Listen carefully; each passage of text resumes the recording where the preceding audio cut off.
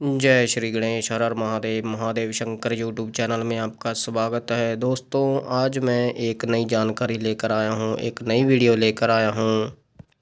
यह जानकारी है कि जब सवारी आती है तो उसके वचन क्यों झूठे पड़ जाते हैं, क्यों झूठे हो जाते हैं उसके वचन, यानी जो वचन करती है उसके वचन झूठे क्यों होते हैं।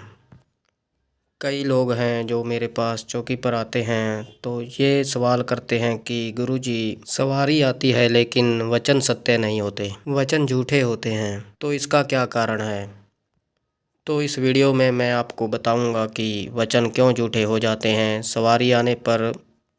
तो उससे पहले अगर आप चैनल पर नए हैं तो चैनल को सब्सक्राइब करें, बेल आइकन को दबाएं ताकि हम जो नई जानकारी डालें वो आपको सबसे पहले प्राप्त हो। और ज़्यादा से ज़्यादा इस वीडियो को शेयर करें ताकि उन लोगों तक पहुँचे जो जानना चाहते हैं कि सवारी आती है मगर वचन झूठे हो जाते हैं, ऐसा क्यों होता है।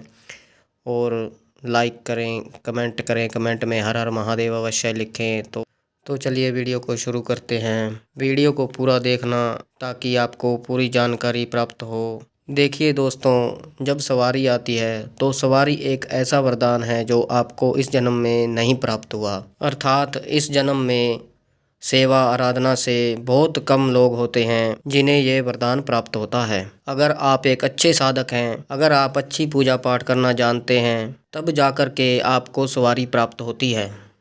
लेकिन कुछ लोग ऐसे होते हैं, वो कोई भी पूजा पाठ नहीं करते हैं, कभी उन्होंने साधना नहीं की, वो जानते ही नहीं कि साधना क्या होती है, लेकिन उनको फिर भी सवारी प्राप्त हो जाती है। तो उसका कारण है कि आपने पूर्व जन्म में साधना की थी, आराधना की थी, अपने इष्ट देव को मनाया था, और जो आपके पिछले जन्म का तप है, तपस्या है, वो फल आपको प्राप्त हुआ है।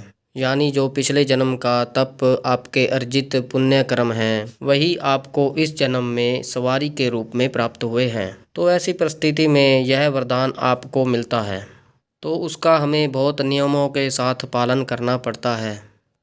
जो नियम होते हैं, अगर हम नियम नहीं करते हैं तो उसके ही कारण हमारे साथ यह परिस्थिति बनती है। लोग कहते हैं ऐसा कुछ नहीं होता, नियम मानने से कुछ नहीं होता, सवारी आ रही है तो आती ही रहेगी, और सवारी जो वचन कर रही है तो करेगी ही, ऐसा कुछ नहीं होता। तो ऐसा लोग सोचते हैं और ऐसा बोलते हैं। हो सकता है मेरी बात से बहुत से लोग सहमत ना हों, और बहुत से लोग ये भी कहेंगे कि हम भी सेवा करते हैं तब हमारे पास सवारी आती है। लेकिन आप ये बताइए कि अगर आप मांस का सेवन करते हैं तो आपकी सवारी की क्या परिस्थिति है, क्योंकि सिर हिलाना ही सवारी नहीं होती। कुछ लोग सोचते हैं कि हमने सर हिलाया तो सवारी आ गई है, माँ हमारे शरीर पर आ गई है, ये देवता आ गया है, वो देवता आ गया है, पीर आ गए हैं, हनुमान जी आ गए हैं, या किसी भी देवता का नाम लेते हैं। आप कहते हैं आ गए हैं, लेकिन सिर हिलाना ही सवारी नहीं होती। ऐसे बहुत से लोग हैं जो सोचते हैं कि हम सिर हिला रहे हैं तो हमारे ऊपर सवारी आ रही है, लेकिन ना तो वो वचन कर पाते हैं, ना तो उनकी सवारी बोल पाती है। उसका सबसे बड़ा कारण यही होता है कि आपके अंदर नियमों का पालन नहीं होता। और जब आप नियमों का पालन नहीं करते हैं, ना तो उनकी सवारी खुलकर आती है, ना ही आपकी सवारी बोल पाती है, और आप फिर दर दर भटकते हो, और आप फिर किसी भक्त के पास भी जाते हो और भक्त आपकी सवारी खोल भी देता है। तो उसके बाद ये नहीं कि भक्त ने सवारी खोल दी तो आपका काम ख़त्म हो गया। भक्त का तो ये काम था, उसने आपकी सवारी खोलनी थी और उसने आपकी सवारी खोल दी। लेकिन उसके बाद कार्य आपका प्रारंभ होता है, आपका कार्य शुरू होता है।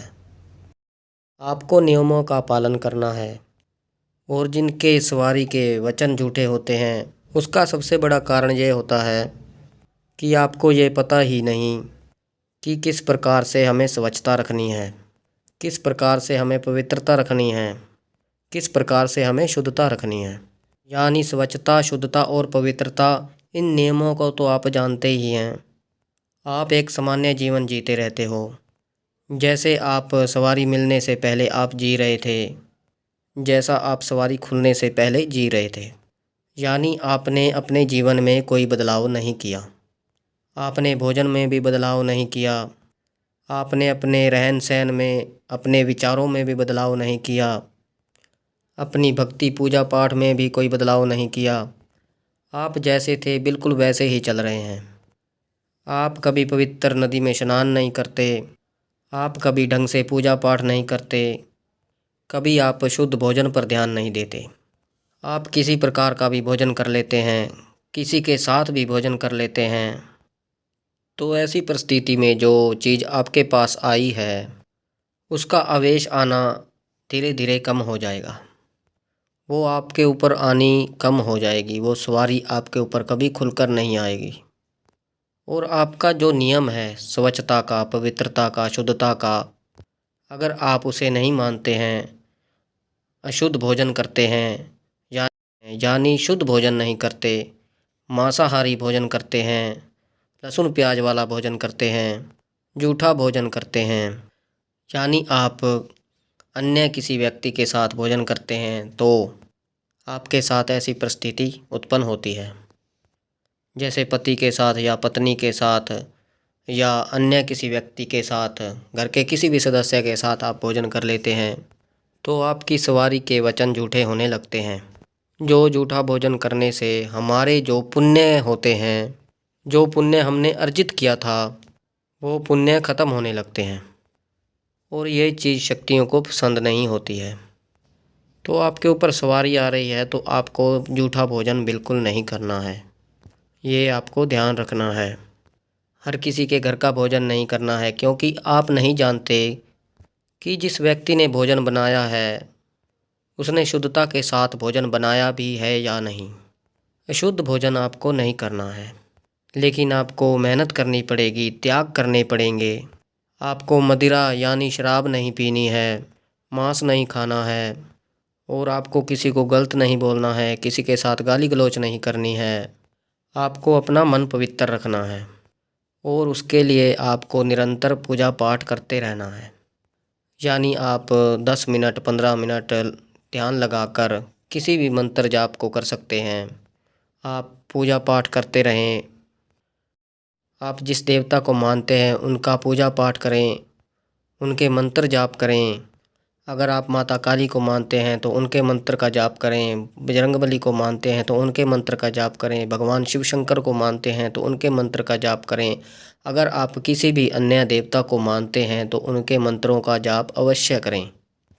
जिस देवता की आपके ऊपर सवारी आती है आप उनके मंत्रों का जाप अवश्य करें। चाहे आप 10 मिनट ही क्यों ना आप मंत्र जाप करें। आसन पर बैठकर मंत्र जाप करें। 10 मिनट आपको ध्यान लगाकर आसन पर बैठना ही बैठना है। चाहे आपका मन करे चाहे ना करे, आपको 10 मिनट देवता के नाम का आसन पर बैठना ही है और उनका ध्यान लगाना है और मंत्र जाप करना है। चाहे आपका ईश्वर का नाम लेने का मन करे या ना करे, आपको ध्यान अवश्य करना है, आसन पर अवश्य बैठना है, 10 मिनट मंत्रों का जाप अवश्य करना है और माला पर जाप करें। एक माला का यानी 108 बार मंत्र जाप अवश्य करें। अपने इष्ट देव का ध्यान करें जिसको आप मानते हैं। तो जैसे जैसे आप जाप करेंगे, भगवान का ध्यान करेंगे, वैसे वैसे ही आपकी सवारी खुलकर आने लगेगी और आपके देवता की कृपा आपको प्राप्त होगी। मंदिर में देवता के नाम का दीपक अवश्य जलाएं। चाहे वो आप घी का जला सकते हैं, सरसों के तेल का जला सकते हैं, दीपक ज़रूर जलाना है मंदिर में। जब आप पूजा पाठ करेंगे, आपको आरती करनी है और आपके घर में नकारात्मक ऊर्जा है तो वो भी धीरे धीरे ख़त्म हो जाएगी। आप पूजा पाठ मंत्र जाप करेंगे तो अगर हमारे आसपास नकारात्मक ऊर्जा होती है, नकारात्मक शक्ति होती है तो वो हमारी पूजा पाठ में हम जो करते हैं उसमें नकारात्मक शक्ति विघ्न डालती है, तो हमारी पूजा स्वीकार नहीं होती और आपका मन जो है वो पूजा पाठ में बिल्कुल नहीं लगता। इसलिए आपको फिर भी पूरा ध्यान लगाकर पूजा पाठ करनी है। और आप जिन साधना, बेताल साधना, प्रेत साधना, डाकनी शाकनी साधना अगर आप करते हैं, कभी आपने की है तो हमारे घर में नकारात्मक ऊर्जा वास करने लगती है, जिसके कारण देवता हमारी पूजा स्वीकार नहीं करते हैं। तो आप इन साधनाओं से दूर रहें। ये साधनाएं आप ना करें। आप अपने इष्ट देव, कुल देव या कुल देवी की पूजा करें। आपको देवीय शक्ति की ही पूजा करनी है, ना कि आत्माओं की। आत्माओं की साधना करने से आपका जीवन खराब हो जाता है। आप पर कष्ट दुख आने लगते हैं, आपके ऊपर परेशानियां आने लगती हैं, आपके परिवार में कलह कलेश की बातें होने लगती हैं, क्लेश रहने लगता है, लड़ाई झगड़े होने लगते हैं, हर तरफ से आपको नुकसान उठाना पड़ता है। ये साधनाएं कुछ पल की, कुछ घड़ी की ही, कुछ समय की ही आपको खुशी देते हैं। उसके पश्चात आपको दुख के अलावा कुछ भी नहीं प्राप्त होता। आप पर कष्ट आते हैं, आपके परिवार पर कष्ट आते हैं, आपके काम काज बंद होने लगते हैं, चारों तरफ से आपको परेशानियां घेर लेती हैं और आपके साथ गलत वाक़या घटने लगते हैं और आपको मरने के बाद भी मुक्ति नहीं मिलती। ये जो प्रेत साधना है, डाकनी शाकनी बेताल भूत प्रेत साधनाएं हैं, आप ये साधनाएं करते हैं तो आपको मरने के बाद इन्हीं की योनि प्राप्त होती है। मरने के बाद भी ये चीज़ें आपका पीछा नहीं छोड़ती। प्रेत जो होता है वो आपको मरने के बाद प्रेत योनि में ही खींच लेता है, आपको अपने झुंड में मिला लेता है। तो आप इस बात का ध्यान रखें कि आप इन साधनाओं को ना करें। आप ईश्वरीय शक्ति की पूजा करें ताकि आपको बाद में किसी प्रकार का कष्ट ना उठाना पड़े, ना सहना पड़े। भक्ति का मार्ग चुनें और आप अपने जीवन को सफल बनाएं। थोड़ी सी खुशी के लिए आप अपना जीवन बर्बाद ना करें। इन साधनाओं से बचें। अपने इष्ट देव की पूजा करें, कुल देव की पूजा करें, कुल देवी की पूजा करें। जिसको आप मानते हैं, जिसकी आपके ऊपर सवारी आती है, उनकी पूजा करें, उनका पाठ करें, उनके मंत्र जाप करें, उनकी साधनाएं करें और मंदिर में दीपक अवश्य जलाएं। 10 मिनट भगवान के चरणों में ज़रूर लगाएं। पूजा करें, पाठ करें, मंत्र जाप करें, ताकि जो सवारी आप पर आती है खुलकर आए, बोल कर आए और जो वो वचन बोले झूठे ना हों। आप नियमों का पालन करते रहें, आप पर सवारी खुलकर भी आएगी और उस सवारी के वचन कभी भी झूठे नहीं होंगे। आप जो बोलेंगे या मुंह में से जो निकालेंगे वही होगा। और आप किसी के लिए मुंह में से गलत वचन ना निकालें, क्योंकि आपके ऊपर सवारी आती है तो आप जो भी मुंह से वचन निकालेंगे, जिसके लिए निकालेंगे, तो उसका नुकसान हो सकता है, उसको भारी नुकसान उठाना पड़ता है, किसी प्रकार की भी उसको दिक्कत हो सकती है। इसलिए आप किसी को गलत ना बोलें, किसी को श्राप ना दें, किसी के बारे में बिल्कुल गलत ना बोलें। आप गुस्सा ना करें, अपने आप को संभालें और आप इस शक्ति को लोक कल्याण में लगाएं, अपने परिवार के कल्याण में लगाएं। तो मुझे विश्वास है यह जानकारी आपको पसंद आई होगी। अगर ये जानकारी आपको पसंद आई है तो चैनल को सब्सक्राइब करें, बेल आइकन को दबाएं और ज़्यादा से ज़्यादा इस वीडियो को शेयर करें, लाइक करें, कमेंट में हर हर महादेव अवश्य लिखें। और मैं प्रार्थना करूंगा कि महादेव और माता पार्वती की आप पर कृपा बनी रहे, आपके इष्ट देव कुल देव और कुल देवी की आप पर कृपा बनी रहे, आप खुश रहें, आपका परिवार खुश रहे, आपके सारे कार्य सिद्ध हों, आपके ऊपर जो भी सवारी आती है बोल कर आए और उसके वचन कभी झूठे ना हो। मैं प्रार्थना करता हूँ भोलेनाथ महादेव से। तो हम मिलते हैं एक नई जानकारी के साथ। तब तक के लिए हर हर महादेव, हर हर महादेव, हर हर महादेव।